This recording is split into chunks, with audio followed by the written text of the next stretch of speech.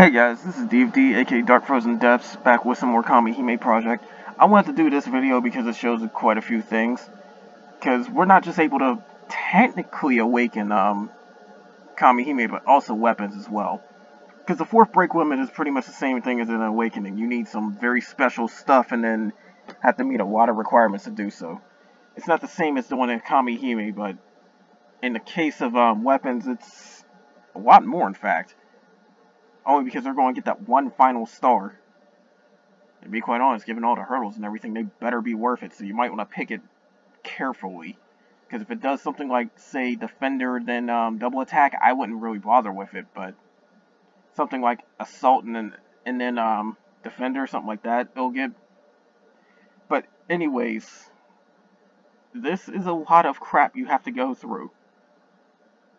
And be sure to, at the very least, get very specific items, otherwise you'll probably never get it final break limit for a long time. The specific items happen to be these two event items. It seems like we need, just for this Phoenix bow, which I've already gotten, the silver chest item and the gold chest item from the events. So, since the Phoenix event's probably not going to rerun for a very, very long time, I need to go make sure I rack up enough of these and have them on hand just in case. Because those carry over between events. They don't reset like the raid ones, thankfully. But that's not all. You need stuff from various different things. You need these little core things from Ragnarok fights. Gives us a little bit more use for them aside from the Dragonic Eye Shards, so you might actually want to build a few of them up. You need these runes, which you can only get from the accessory... Not the accessory quest, I mean, the SP quest. So, that said, you're going to need to rack those up. I got 20. I'm sitting on 46. You need these as well. The gem gacha might throw them at you, but the, like I said, SP quests, I can get you some of those. These are Regalia. You have to clear the catastrophe fight matching the element, meaning, in my case, light catastrophe. That makes it a little bit tricky because I'm already working on a Regalia weapon. I've gotten, Herc's weapon to 1 star. So that means I need to not only get another 60 Regalia just to build that up to level 125, but I also need another 10 to get this up to 4 stars. Go figure. But this is probably the one that's going to take you the most effort to get. This is the Orchalicum. I happen to have gotten a few from the Guild Order fights. In fact, I still need to at least try the Kezakata one, because honestly, I'm not too quick to do Guild Order since they're insanely difficult and I have no chance in hell of clearing all the missions. When you hit the point where you can clear all the missions, that's where you might want to grind the crap out of it, because you get like 5 Orchalicum per Guild Order event. And Guild Orders just keep switching around. I can honestly wait until I find one where it's like, oh hey, I can do pretty well in it.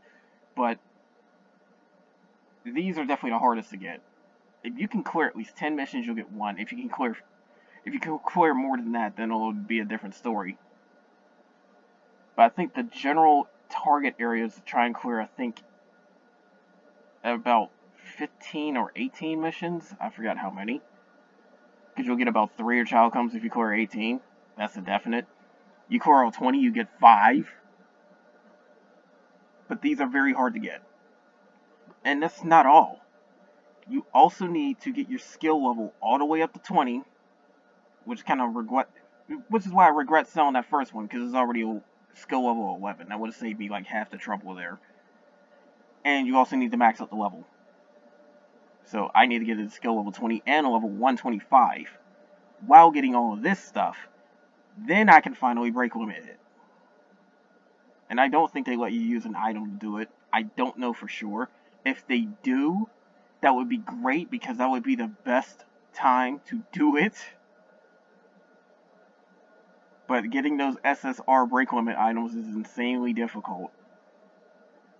Outside of maybe a few gachas where you can get that stuff, you're going to end up getting it from pretty much Dragonic Eyes. And you need, I think, 20, but I'm not fully sure. I don't remember because I don't really bother with it. Either way, it's a lot of them. So only paying players will probably get that. Because here's the other reason why you need the Dragonic Eyes. I'm going to go into this. Now, I'm going to give my recommendations for each of these awakenings, because we have quite a bit, and I'm going to end up doing more videos on this as we get more. I just want to do them in like batches, especially considering the fact that the JP set is going to start giving us more and more. But yeah, typical thing for awakening: get the Kamihime to level 80, meaning you got to break limit them a lot. Core all their episodes, that's easy. If you get them to at least level 65, you can zip and do that. And you need 3 Dragonic Eyes. That's the main thing between awakening all your Kamihime. Oh, and by the way, when it comes to 4th break on weapons, you're going to need a different amount of materials based on what it is. Some need more child come than just 2 or 1. It depends. But anyways, back to the Kamihime. When you do awaken them, they reset back to level 1. Their abilities and the damage they deal from their burst retains itself. But then you'll zip and get more stuff as you increase them. I do believe you immediately get 2 more episodes, which will give you another 100 magic jewels. You just gotta watch the encounter one where they transform, and then it'll go back to the second one. We all know about that. And I'm not sure if it increases their burst immediately or not. But some of them also get some extra effects on their burst when that happens, so you gotta pay attention. I know Soul definitely did, where she not only deals burst damage, but everybody gets dark resistance off of it. That's very good. But the biggest things about awakening them is not just the fact that their base stats go way higher, and then the biggest thing is the fact that their abilities also start strengthening. There's only 2 exceptions to them, but we don't have them yet. And Raphael, I'm really looking forward to, actually. But, she's way later down the line. But the thing is, their combo rate also goes up. Typically, you get an 8% combo rate for double attack and a 3% combo rate for triple. Well, that's now 10% for double and 5% for triple. So that's a nice little bonus, too. I never knew about the combo rate increase. Not until I looked at this. But you have to go through the break limits, which is more expensive. You have to go through leveling them again. So technically you're making them level 160. Have fun. But anyways, I'm going to go through each one. I'll run through it quickly if I already know what they do. And I'm going by what they have once you finally get them back up to their abilities again, getting boosted, which is like level 75 to 80. I'm not paying attention to stats. And I'm only going for the ones that we already have. So from Uriel down, I'm not going to worry about for now. But there are some very good ones that happen later. I'll cover that at a different point. But Satan's the last one we got. So from her up is going to be the ones we go look at. But starting with Gaea, I'm not even going to go into full details with that one. I personally use her. She's extremely good when you get her to awaken. Defense-wise, she's practically one of the ones you try to get. Offense-wise, you can ignore her. But defense-wise, her abilities start getting insanely powerful. One of them is a redirect that also nullifies all the damage she takes for a few hits. It is either lasting a few turns, I think it lasts 2 turns, or it will nullify the next 3 hits she takes. Now when I mean hits, I don't mean combos. If an enemy combos you for 3 hits, meaning a triple attack, it will still be active. It's 3 sets of attacks, basically. So in a group of enemies where she's redirecting all this stuff towards her, it's probably going to wear out because she'll get attacked by one enemy, then get attacked by another, then get attacked by another. And she'll step in front of all of those, provided that redirect is still in effect. That will probably wear it out right there. But in the case of, say, okay, 2 enemies, and it goes through, then next turn, the same 2 enemies go and attack her again, then one of them won't do any damage, but the next one will. That's what I mean by that. But that redirect is very strong. It allows her to avoid taking damage from a lot of crap. especially when it comes to the accessory quest. You can use her to tank some very nice stuff. Speaking of tanking, her original tank ability, where she puts a 40% damage cut on an entire group, also gains a 20% resistance against lightning damage. So it's really a 60% damage cut when you're going up against thunder enemies. That makes it very good, but even if you aren't going against a thunder enemy, it's still pretty strong. And the third thing, she originally did damage and healed herself, but now she deals damage and puts regen on the entire party, and it's a strong one too. I think it's 400 per turn. And I think it's a 3-turn regen, so that's a nice little heal amount she gives.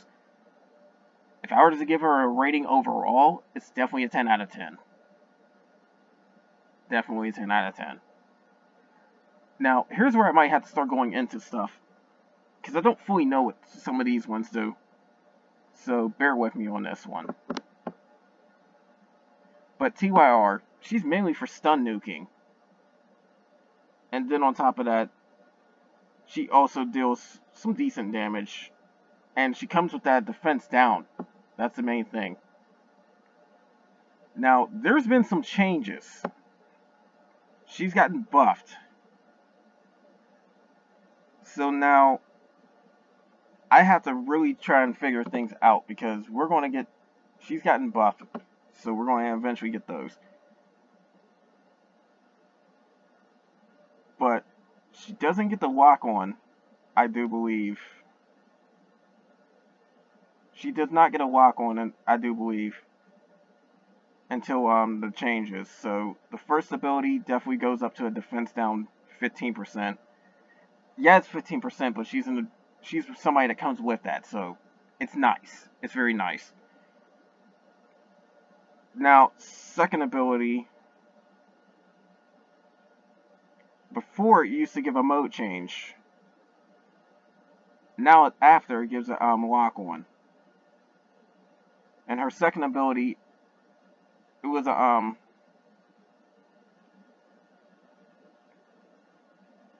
the second ability, by the looks of things, it also gives a damage increase when they upgraded it, but also increases her thunder attack by a lot instead of just her normal attack. So that does a lot. And then she has she also has an ability where it increases the stun damage. Before, just straight up stun increase, period. After, it now gives her a special frame attack increase by 300%, mind you. Special frame is something new they add later on when we get SSR Diablos. And that is pretty much on its own level, like Assault or Elemental Attack. 300% special attack is very good. It's like another mod. So if I was to do damage mods, if I was to do the damage mod formula, special attack would, her self special attack buff would be 300%. So that's like times 4 damage. Then whatever you have for assault and elemental attack, say you have 100% elemental attack, 100% assault, and then 100% special attack. Well, that's times 2, times 2, times 2. But in her case, she's sitting on special attack buffing, so that's really times 2, times 2, times 5. So yeah, you see where that's going. I can't go into full details with this one because I'm still awakening her and I don't really know full thing of what she does. But when they buff her, they buff the crap out of her. I know Lock On allows her to deal extra damage. She also self-burst gauge increases self-attack frame buffing. And then on top of that, special attack increase. Oh my god. That is literally 4 times the damage just right there. But it's only for 1 turn, so you might want to save it for when she does her burst. But that said, she starts becoming insanely strong. From what I heard, she's not too great when she, beforehand, so honestly, judging by what I can see her doing right now, I'd give her maybe a 7 out of 10 on her awakening. But when she gets buffed, it goes up to a 10 out of 10. So, that's the big thing about that. Anyways, going back, the next one is Thor. And I already know where I'm going with this one. Because I don't even have her full... I have no intentions of increasing her awakening anytime soon. And she's at 2 stars on mine. But here's the reason why.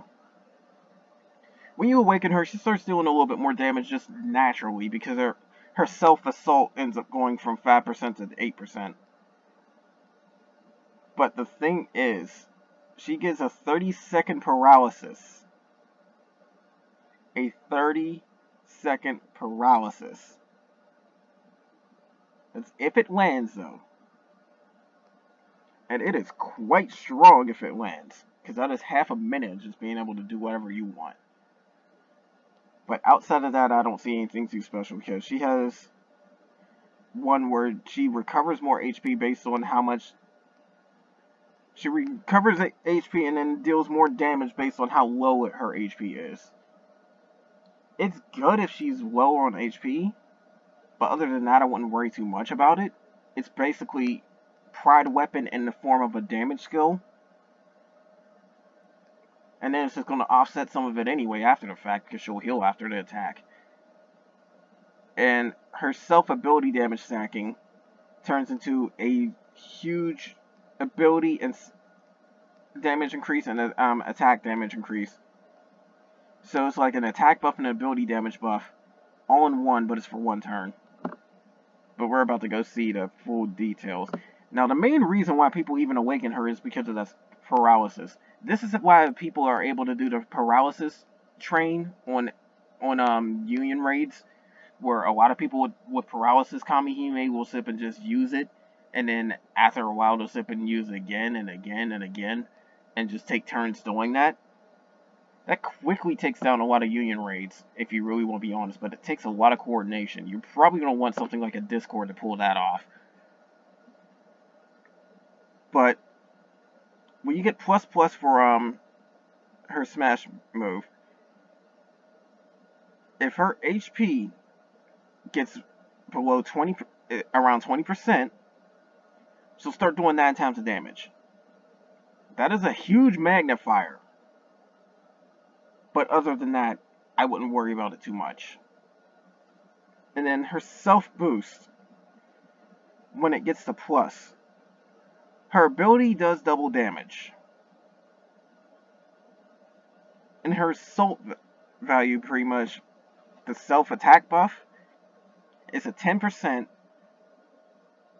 plus some little mod based on her current out of her maximum. So honestly, she's basically a walking pride weapon. That's the best way to use her. At least if you want to go offensive. If you're just there for the paralysis, then that's all you really need. Other than that, I wouldn't worry about her too much. If I was to give her an overall rating, it's honestly a 6 out of 10. She's overrated. No matter how you look at it. She needs a lot of special stuff to get her going. Now, speaking of ratings being off, this one I say is underrated, which is why I've awakened her, especially considering I still got some guys that awaken Satan when I get to her. But she's a strong ability nuker, and I knew that from the get-go, but it gets insane when she starts awakening. Now, to quickly go over things, she gets a stackable attack buff no matter how far you get her. But when you awaken her and level her up enough, it becomes a stackable attack and ability damage buff. And the maximum stack amount increases.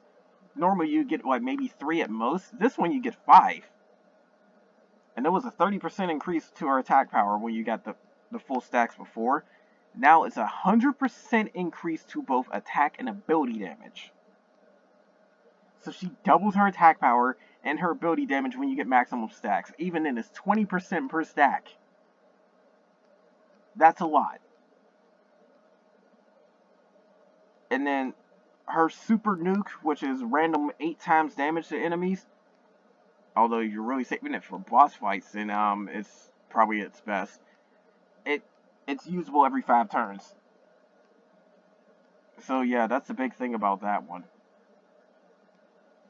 So honestly, if you can keep the fight going, then eventually you'll start being able to let that off at full damage twice. I could easily see that being done in Guild Order. Because Guild Order enemies are not weak by a long shot, so they'll probably last long enough for you to whack them twice like that, unless you're like super, super strong. But this is what gets really good here too. Her self recovery. It gets another 500 for it, so it's recovering her HP by up to 2,000. That's saying something right there. But she also gets light resistance by 40%. It is a 40% damage cut, basically. And for 2 turns. So, between the 4-turn wait, yeah, that's quite a bit. She's got some good sustain. But that ability damage is the whole reason why you want her. And then on top of that, too, after you awaken her, she gets a self 10% increase in attack power.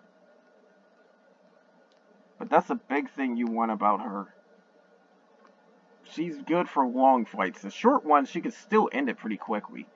But she's definitely good for long fights. That's the type of Kamihime you honestly want later down the line, because they're going to start giving you content where you're going to be sitting there for a while.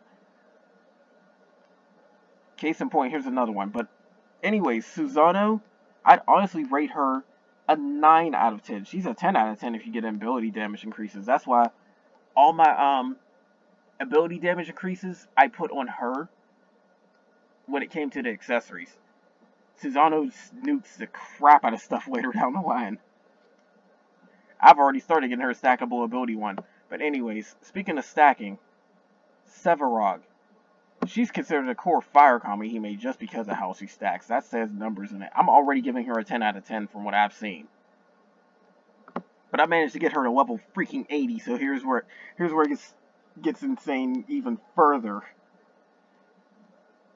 She gets, and it lasts for 12 turns when you fully power it up.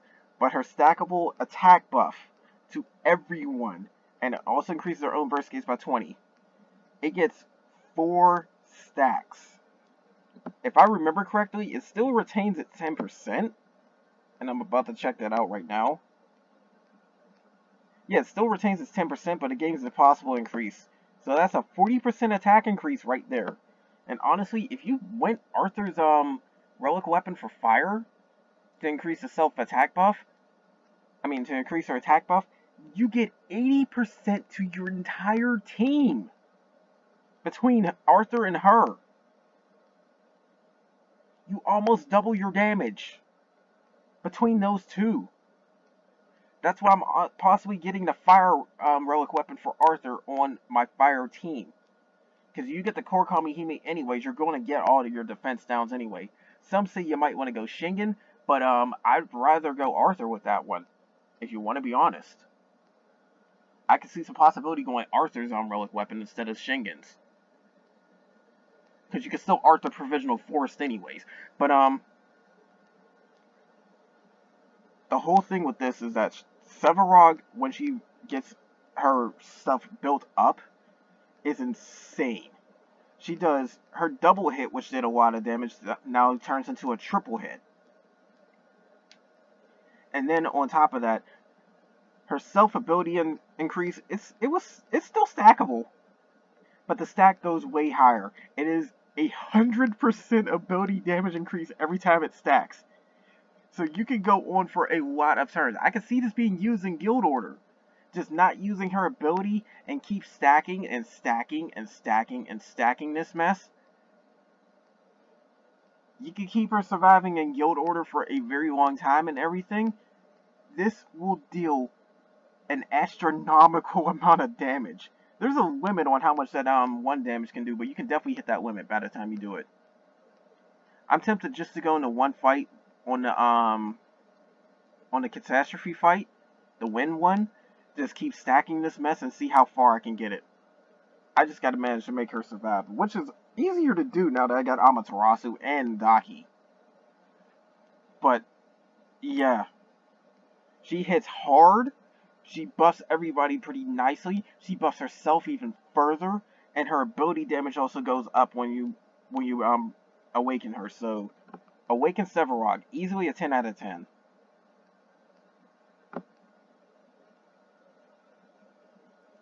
And they honestly say the maximum damage you can really get is like maybe 300,000 per hit. I'm not fully sure if I read this correctly, but the magnification is low, but when you combine everything else, it gets insanely high. And then you can use all her abilities every 3 turns.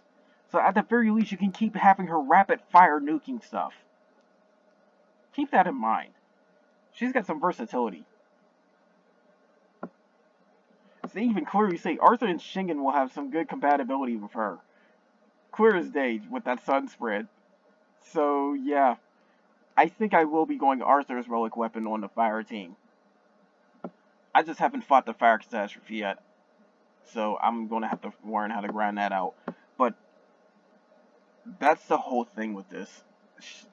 Sevarog's awakening is definitely the best one of the bunch. I swear it is. Gaea is not too far behind, along with Soul. But honestly, Awakened Soul, I say, she's overrated, but she's still quite strong. Compared to the other two, if I were to put them in order, Sevarog's is the best with Soul right behind her, and then Gaea right behind Soul. That's how I put it, honestly. But easily a 10 out of 10 on Sevarog. Now, Titania, she was one I was debating on getting the Miracle Ticket with, but I eventually got Amaterasu because I know I need the fire healing. But anyways, she gets insanely good for burst teams. She is a key Kamihime for that one. And here's the reason why. She increases her ability damage quite a lot, but that self-burst gauge increase is the whole reason why you want to use her. She can use it every 4 turns too, so keep that in mind. So, before your burst probably even goes off, you'll probably be able to use this twice. Because you'll typically get like maybe 2 of them. But anyways, self-attack. She can increase the attack and defense of a single unit by, well, the attack is by 60%. But the defense, I'm not fully sure. We'll look into that one. She increases her own burst gauge when abilities are used, so keep that in mind. But she's increasing her ability damage by a massive amount and self-burst gauge up by 30% right there. By 45 really when her ability is getting used. Then she increases consecutive attacks by a huge margin for a single ally. Now, even though it's one ally, that's a lot. I'm looking at these numbers. Your chances of double, 50% increase. Your chances of triple, 30% increase. And this is on top of what the other stuff can possibly do too? That's insane. She's definitely good for a burst gauge. Like, if you're doing a Shingen win team, she's a key Kamihime. To be quite honest, I'm already set up for the win meta for that. I just need to get her and replace Ramio with her. That's it. But I'm still pretty close. But anyways, from what it's saying, it is saying a 60% up for attack power. I don't know if it says it for defense. And her ability damage up is 75% on a single unit. But also gives her a self-burst gauge up. Oh, it's a burst gauge up on a single unit too. So actually, that's pretty strong. considering that you can manually control the burst gauge increase too. Oh my god. Now I see why she's pretty strong. Yeah, I can see her being right behind Gaea. Maybe with her. I don't know. I haven't fully used her, that's the whole thing. I haven't used Titania because I don't have her. So, yeah, I can see Titania being very strong. Because I'm going to have a team of Kuchulain, Hastor, Titania. Actually, no, not Kuchulain, Cybele. I'm going to have her with Cybele, Hastor, and also, well, I got Kuchulain too. Yeah, I think it would be Kuchulain, Titania, Cybele, and Hastor. With her. And Shingen. That's the win meta for right now. Especially when Kuchulain's being able to get awakened way later down the line. But anyways. And even without awakening, her rate increase is still 40% double and 20% triple to one person. That is still insane.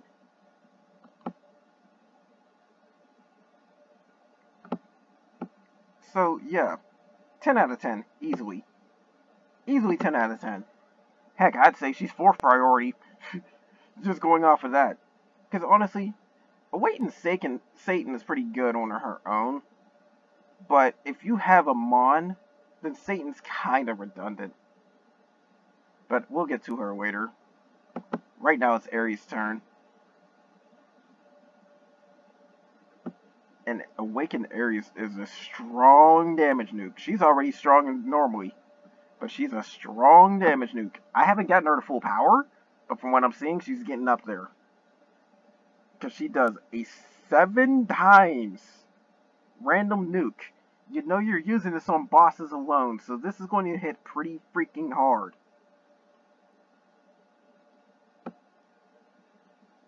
And then on top of that, she can increase her own attack power for a large margin. 5 turns. She'll have 1 turn wait between recasting this mess. I don't need to say any more on that ability. But it also puts her in a burning state. So that's the big thing you gotta worry about. So your HP is going to get drained. But it also activates her assist ability where her combo rate goes up when she's burning. But anyways, her next ability increases her burst gauge increase. So her burst gauge rate, and it goes up by a lot too, for 3 turns. But when you awaken her and get her strong enough, fire attribute damage added to that. So her own self-fire attack goes insanely strong. And it combines with her self-attack up? This is why I'm saying she's strong. She's like the fire version of Susanoo. Just probably not as much damage. Because Susanoo can easily get that ability damage going way higher. But I don't know. The two of them combined are pretty strong. Like, if you're doing, if you're somehow doing a Dark Fire Grid against a Phantom Element boss, like, say, the Union one, then the two of them can actually offset that. I've seen it happen. But, quite frankly, I wouldn't really recommend it. But, yeah, the two of them are both strong. She's like the fire version of Susanoo, so I'd honestly put her at a 9 unless you can get the ability damage up to 10. But needless to say, all this stuff is insane. And they're saying if you get Fire Athena, that really helps out. But, I don't think we have access to Fire Athena. I don't know. But even still, burst gauge increase by by 50%. So, say you got 10 off it, you get 15. So she gets a triple, that's 45% right there. That's 45% of her burst gauge. And then on top of that, fire attribute 50%. Yeah. Yeah. And then on top of that too, I think it says it's 50% self-attack increase. with the other ability. She can do a lot of damage. Simple as that. She might possibly do more than Susanoo. I don't know. But it still is a lot. A lot. And we all know about this one, but I'm going to go over her again for just the newer people. Awakened Soul. If you have her, awaken her. She's very strong. But I think she's still overrated. I'd easily give her a 10 out of 10. I'd easily put her as possibly the second highest priority in Awakenings. But people overestimate her. She's still pretty strong, though.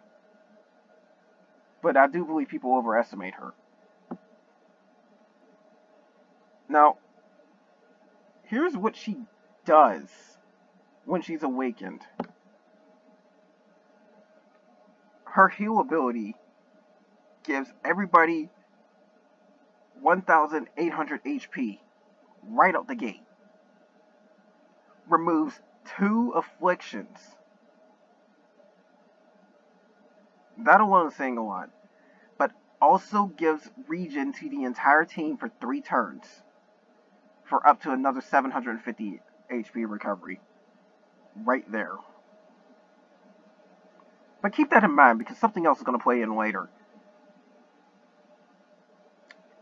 Now, when she gets her second ability boosted, everybody on the enemy team gets whacked for damage. But that's not the reason why you use that. Why you use that is they also get a buff removed. I've been using this on Guild Order a lot because I know how to use her. It's very strong. I've also been using her in a catastrophe fight for the light one. It's helpful if other people don't jump in. The more people jump in, the less use you'll get out of this for that catastrophe fight. I can say that, but self-content, she's definitely very strong for this mess. Because this mess of abilities is just insanely strong. It's honestly like she got 5-6 abilities combined. But anyways. Third ability. C-frame attack down. I don't need to say any more about that. But when it's awakened, and she's strong enough, which it doesn't take long too. Level 45 is not too hard to hit. Also improves the recovery rate for all allies by 50%. So that's 1.5 times the healing. So hey, remember she had an ability that healed everybody by an insane amount? Well, that 1800 heal becomes 2700. The 250 regen becomes 375. So yeah, if I added that all up, if she has all that stuff in effect, where her healing performance is up, and where everybody's healing performance is up, and she heals them on top of that, the same turn, you get a raw 2700 healing boost. Raw 2700 healing recovery, with 375 per turn, giving you a grand total. And keep this in mind, a grand total of 1125, if I added that up correctly. 1125 plus the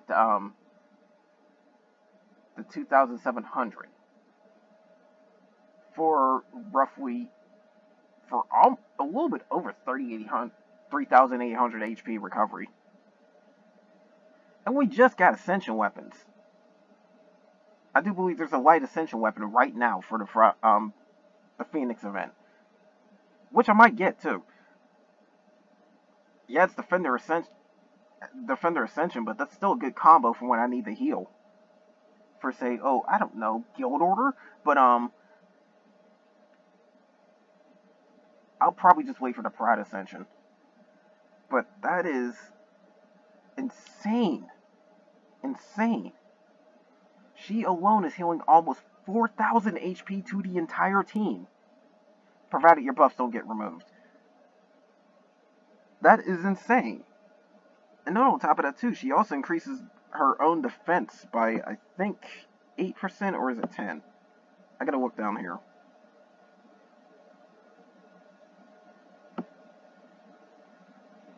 Yeah, I don't think they had the full details, but it's at least 8%. Probably 10%, really.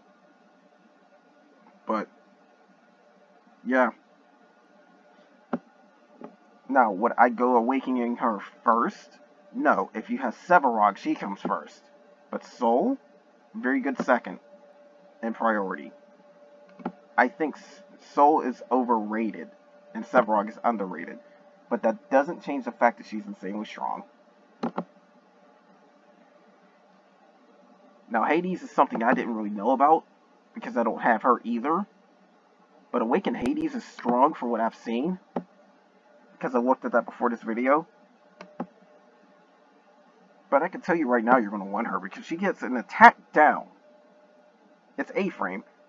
And it's the same as Jones. But here's where she starts overtaking Joan. When you awaken her, that attack down gains a continuous attack probability down for both double and triple. And it is large. They say it's large enough to offset Phoenix's combo rate by a huge margin. So it'd be rare if Phoenix gets a combo on you. That's how strong that is. Now, her first ability, she puts darkness on every enemy, if she can. I think it does have a high activation rate, I just don't know for sure. But, it also gains sleep ability as well.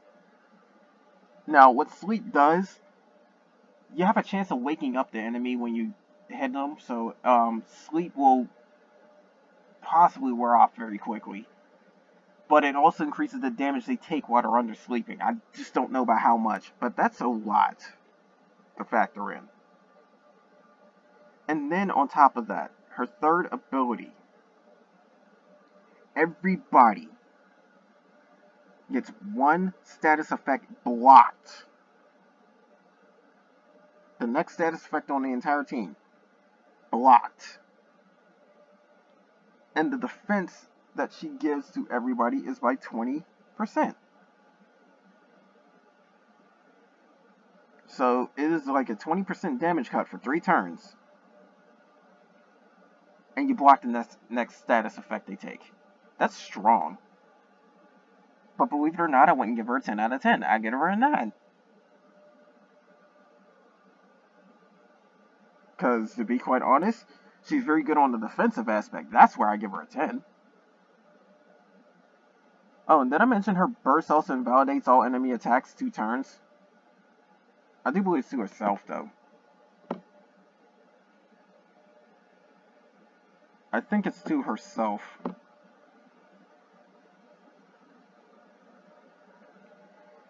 But I don't fully know about that. And I didn't go after all the burst abilities. I just want the main ones. Because the burst ones, they're good if you happen to get them off. Which you probably will in the case of somebody like Titania. But, yeah, because like I mentioned, Soul's got one where it's dark resistance for the entire team. But,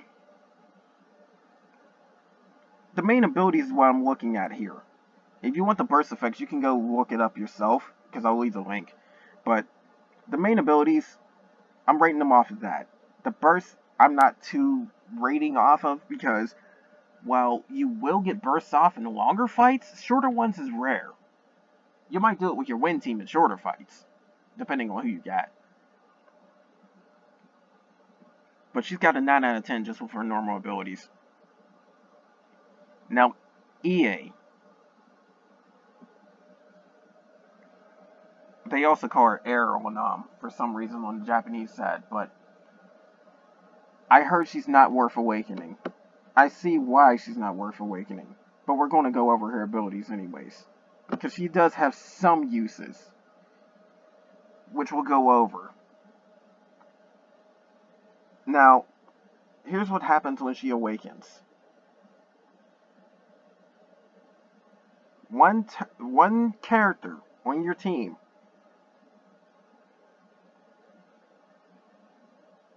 one character on your team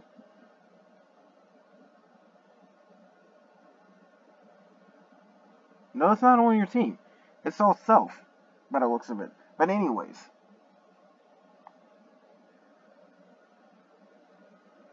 she self-invalidates all attacks.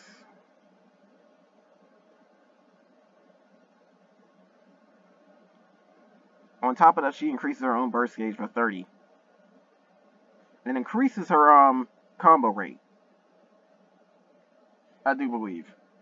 That's either combo rate or debuff rate.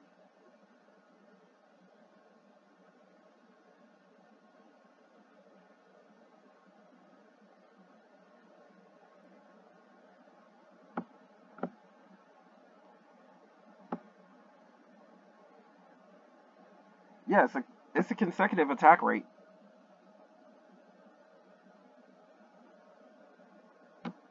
So honestly, her combo rate's pretty good when she has that in effect. And then there's a stun damage increase. You already know how that is. When she's awakened, there is just a one-time stun damage increase on the next turn she does, I do believe.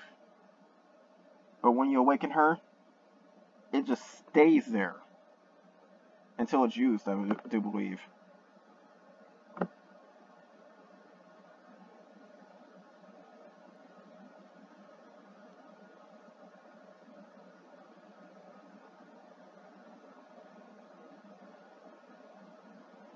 Yeah, until it's used.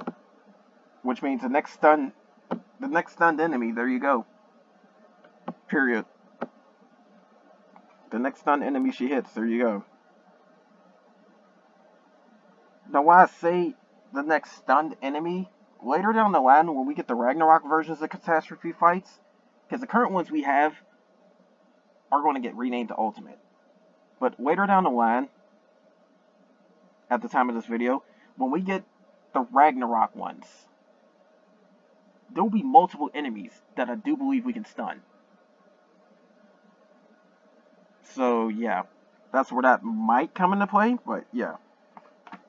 And then she also reduces the mode gauge from an enemy and hits them. Now the damage isn't too bad, I remember. Like it's a 5.5 multiplier, which is on par with a burst attack.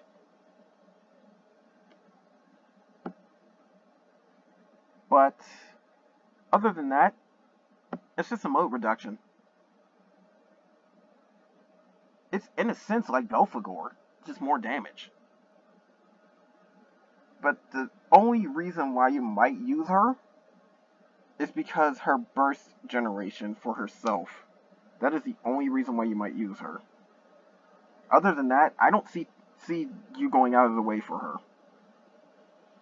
So that said, she gets a 4 out of 10 because she is very situational.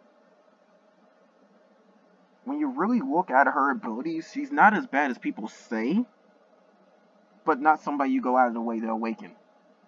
Oh, you have nothing else, and you're setting up for a water team that can somehow do a Shingen build.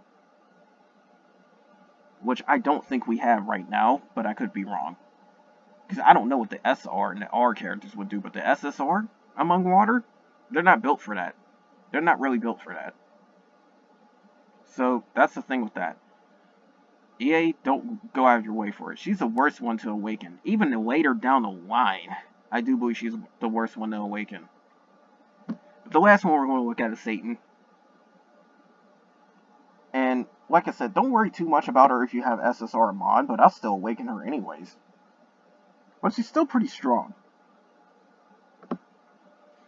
Now, what she does, and this is why I say don't worry about her with a SSR mod too much. She is a A-frame defense down. Now when a mon flips over to when a mon gets her buffs, that's where you want to use them both. But is an A-frame defense down of 15% and a dark resistance down of 10%.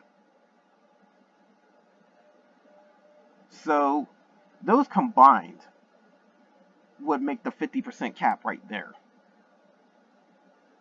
But we gotta wait till Amon actually gets upgraded.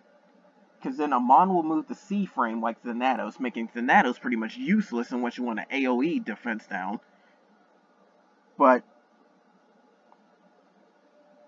this is only to increase the debuff rate if you really want to use her over Amon. That and reduce the charge gauges, which honestly has a little bit more uses over Amon, but who knows.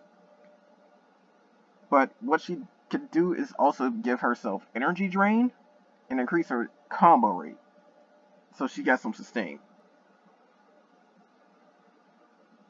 And then it's saying she absorbs on her third ability damage that she deals, which could help, but also reduces her charge gauge and also adds burst up by 15%. So if you want to be honest, I could see why you might use her over SSR Amon, but both of them are still pretty good for what they do until the changes. In fact, she did have some revives.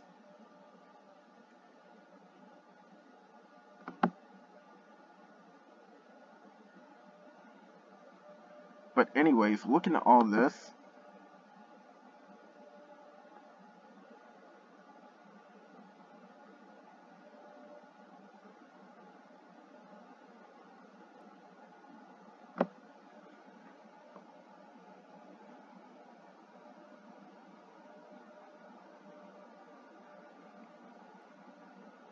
yeah, that's where the absorb comes in, what they say. I don't think it absorbs for HP, it really just increases her own burst gauge. But looking at this, she can get a lot of attack down.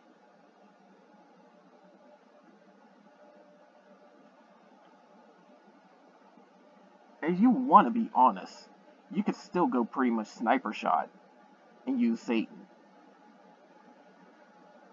But the thing with this is the fact that it's more like when you reduce the resistance against a certain element, it's not just the damage that they take from that element that increases, but their debuff rate. So if you want to be honest, that's where she has a little bit of help with that. Because also what counts as debuff rate is when you remove a charge gauge off an enemy. Because there's a chance of that missing. It counts as a debuff. I'm just saying that. But it's got a 90% success rate, so honestly, I would still have it anyways. But her self combo rate goes to 47% and then for double and 31% for triple. They're saying it might need verification, but it's still a very strong amount.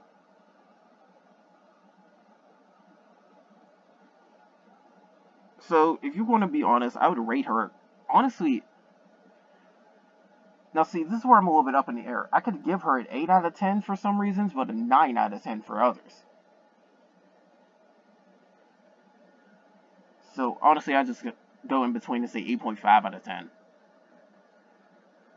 But believe me, when Amon gets her changes, then that's where she'll really shine a lot, and you really won't need Thanatos.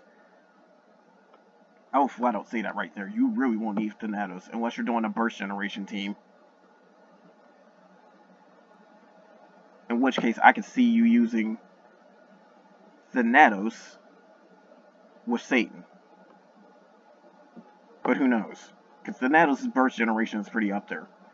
But anyways, that's all I got for this video. We're going to see more of these later down the line because, like I said, we don't have certain ones. We only get them like maybe once a month, and we just recently got Satan, so it's going to be a while before we get the next one, which will probably be earlier looking at this list. But